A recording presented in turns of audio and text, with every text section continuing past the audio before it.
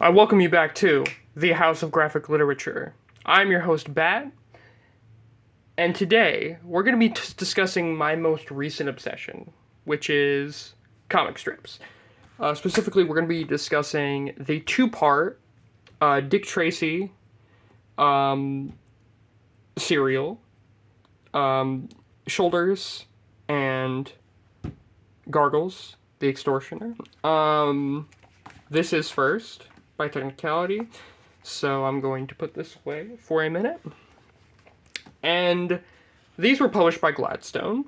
Gladstone, also known as a subsidiary of Russ Cochran, best known for their fantastic EC Comics reprints, which were these beautiful, massive slipcase collections. But Gladstone also did the Carl Barks Duck comics, which are how a lot of people read those for the very first time.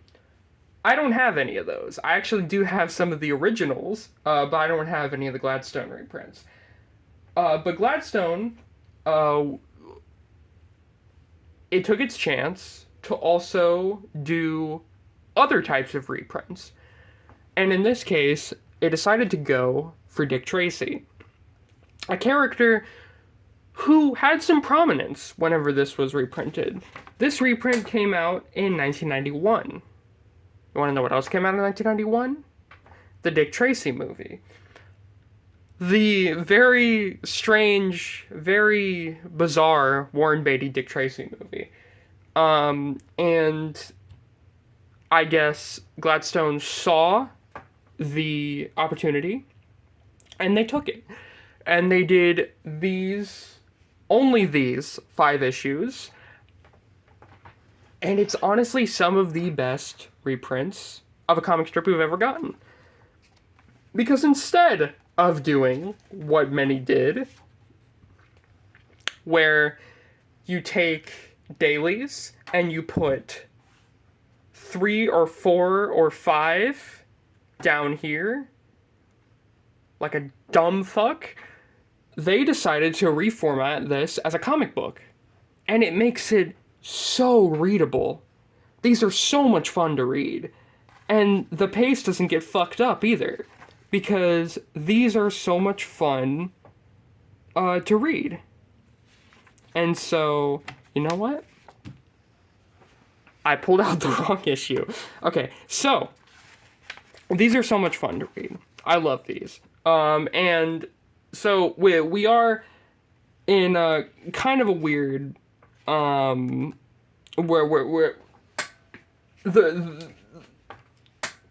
I apologize for all the stuttering.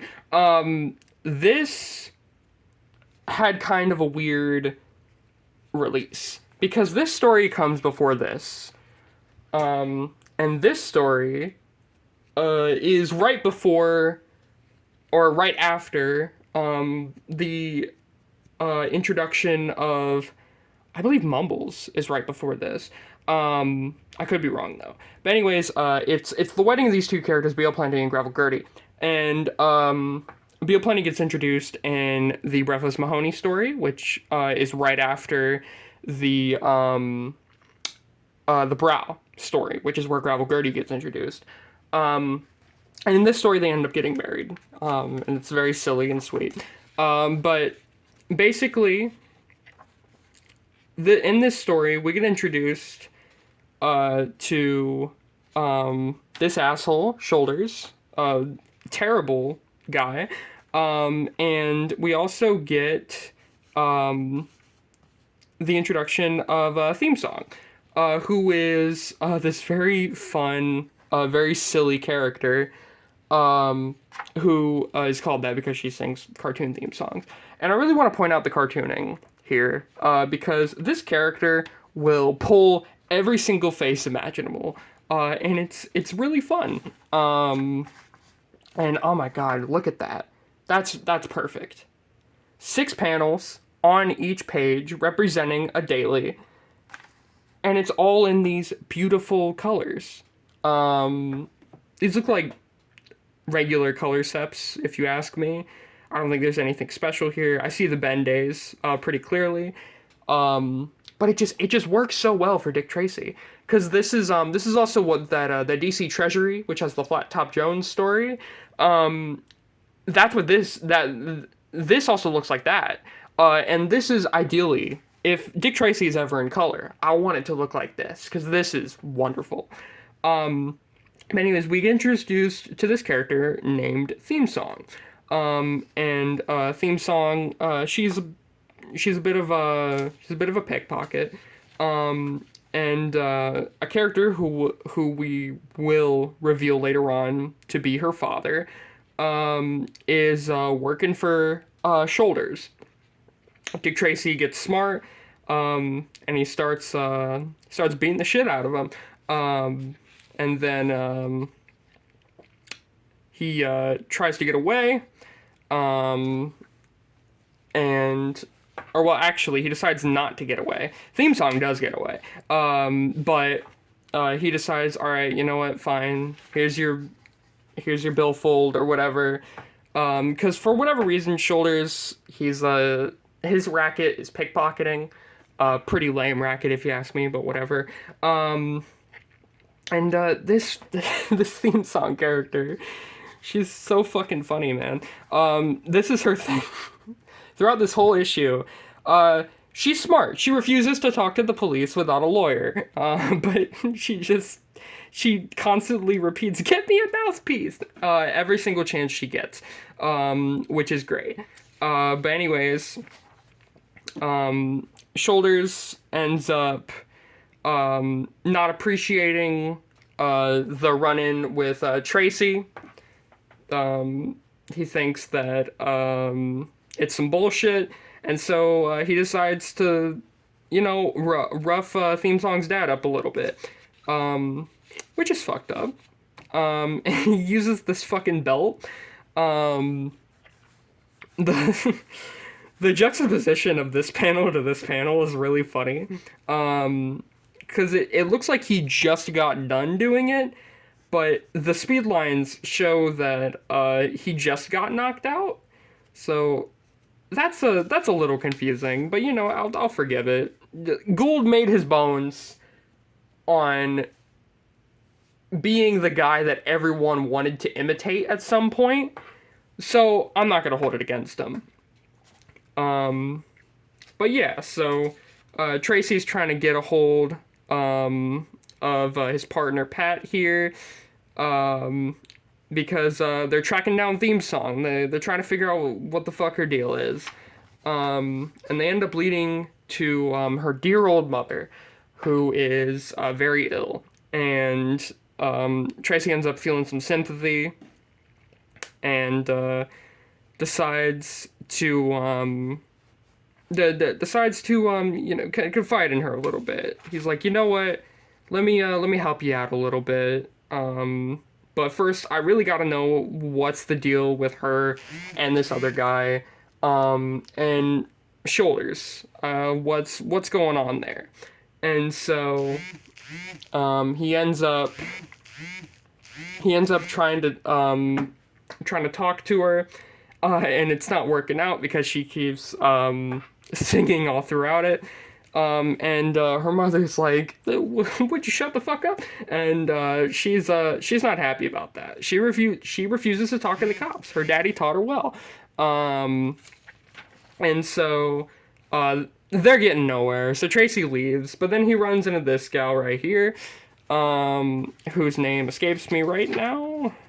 Honey Doll. That's it. Very, very funny name.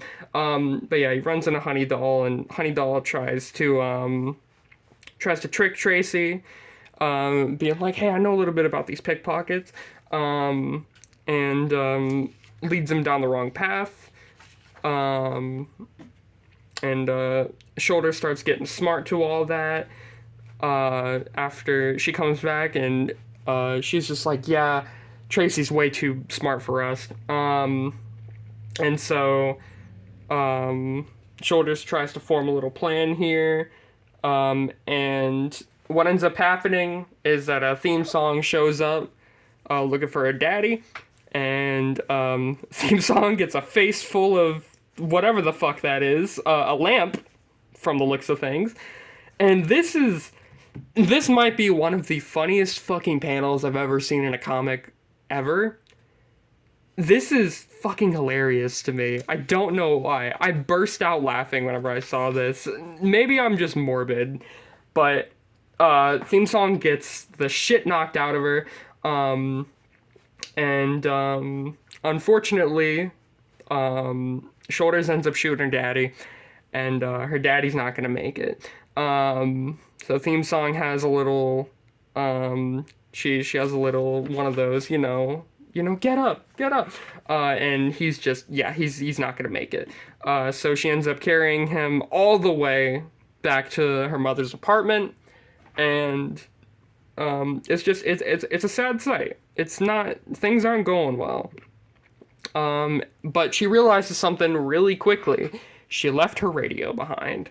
And so, after she ends up leaving the radio, she ends up running over to, Shorter's hideout again. And, Tracy takes this as an opportunity to come back and talk to her ma. And they're like, yeah, unfortunately your husband is dead. We really gotta know what's going on though here. Because we really gotta catch Shoulders. And again, theme song's just not having it. And she's like, get the fuck out of here. While Tracy tries talking to her again, she turns on the radio as loud as possible. She's in mourning. At this point, it's not even a refusal to talk to the police. She's not having a good time. Her dad's dead now, and she doesn't know why. And so Tracy ends up pulling this really shitty trick where he taps into the radio frequency and he decides to play his voice over it. What an asshole. And so you get this sequence where theme song, she's trying to do her thing on the streets, but it's just this fucking transmission of Tracy being like, who shot your father, coming through, which is just, it's really fucked up. Love the lettering choice here, where it's all wobbly like this to represent that it's like a messed up frequency. That's really good. Also, I love the lightning bolts coming out of the wrist radio to kind of like show like the radio waves. That's really fun. Oh yeah, this is whenever we get introduced to the side plot of this story, which is the wedding of Gravel Gertie and Beale Plenty, which is just it's a silly little thing. It's a cute little panel every once in a while, just being like, in case you were wondering what they're up to, here you go.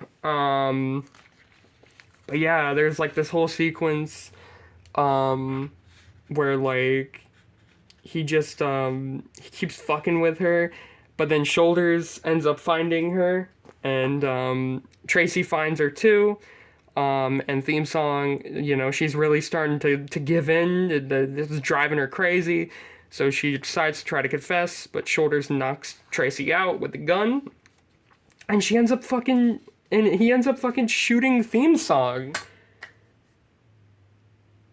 There's a fucking child who gets shot twice in a daily comic strip that was in the funnies page. It's absurd. It's absolutely absurd. And he doesn't just shoot her once, he shoots her twice. 2 gunshot wounds. Amazing. And this right here, this is absurd. It's actual blunt force trauma. And it stays there. As long as Tracy is on panel, he's shown with this disgusting blunt force trauma. It's amazing. I could never imagine in a million years seeing that in a comic strip. I'd be horrified. Anyways, Honey comes back and she's like, Shoulders, we gotta get the fuck out of here. And Shoulders is like, yeah, you're right. I gotta get the fuck out of here. Not you, though. And so, he burns her plane ticket and knocks her out because he's a dickhead. They end up, Honey ends up getting annoyed by that and decides to go to the police to let them know what Shoulders is up to. Shoulders doesn't take too kindly to that. Also, they're gonna get married again. And he decides he's gonna take this little biplane out. But Tracy, he's getting wise, and he ends up. This part is insane to me because he tries to launch off with the biplane, and then he crashes into a fucking gas tank and burns. And everyone is just like, you know what, he might have made it. But then Tracy's like, nah, man, I think he's dead. And then they try to convince him. He's like, I don't know, he could be alive. But, like, I don't know, man. No one's escaping that. No one's escaping this.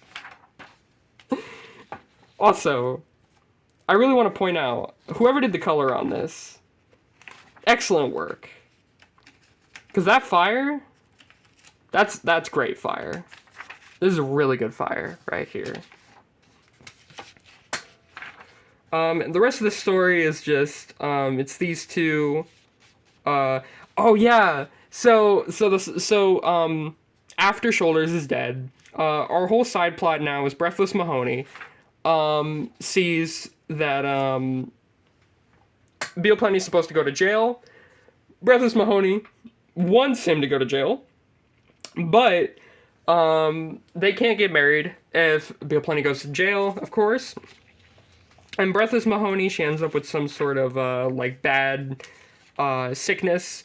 And it's just, like, this story fucking bounces all over the place. Because you got Breathless Mahoney dying. You got Dick Tracy trying to figure out what the fuck is going on with them. Then you got Beale Plenty trying to civilize himself. And then you got Gravel Gertie being like, I'm done with this life. I'm finally moving on. And so it's just, we just keep bouncing back and forth between all of this. And it's not hard to follow. This is what makes Gould a really great cartoonist. He manages to follow out through this story really, really well, honestly. And you never really get confused. It just flows so well. Oh yeah, we have this whole bit where the judge who's supposed to put Beale Plenty on trial dies. So now you have a new judge who's like, yeah, Beale Plenty's a fucking asshole. I want him in jail. So there's just this perfect back and forth, leading all the way up to his wedding day. And then they come to arrest him. And then he gets thrown in the slammer. Really good building right here. It's simple, but it's nice. He gets thrown in the slammer, and Breathless Mahoney's dying, and it's all very tragic, because Breathless is dying, Beale Plenty is in prison, Gravel Gertie is alone forever, and it's all really sad. But then Breathless Mahoney has a change of heart. She decides to write a bail for Beale Plenty. She passes away that same morning, ends up bailing him out. And by the end of it, Mr. and Mrs. Beale Plenty are raring to go. Classic, fun, super enjoyable story. Now, this story does have a sequel, and this story right here, the Gargles issue. But I feel like we've gone on long enough, so I'm going to tease you a little bit.